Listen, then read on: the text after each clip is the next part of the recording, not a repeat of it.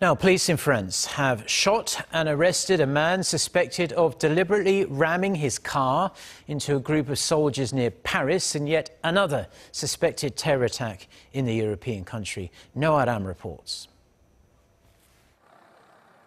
The French government is calling Wednesday's incident a deliberate attack. Police say the suspect was unarmed when he was captured after an hours-long car chase. They managed to corner his BMW on a motorway about 260 kilometers north of the Parisian suburb of Levallois-Perret, where the suspect is said to have injured 6 soldiers after mowing them down with the same vehicle at a military base there. Armed police opened fire on the suspect, but they are not commenting yet on his condition. One policeman was also said to be injured by a stray bullet. The troops were part of Operation Sentinel, which was launched in the wake of Islamist attacks in Paris 2 years ago. France's Interior Minister said a terrorism investigation has been launched describing how the attack was carried out.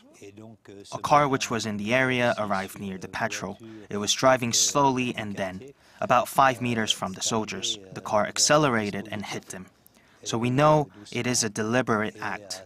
What I can say is that the anti-terrorism section of the Paris prosecutor's office is in charge of the case.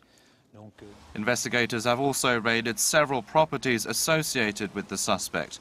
He was identified by the daily newspaper Le Parisien as a 37-year-old Algerian national Hamou B, who was staying in France legally. Wednesday's attack was the 15th on troops and police in the last 2.5 years, many of them inspired by the so-called Islamic State group. Noah Adam, Arirang News.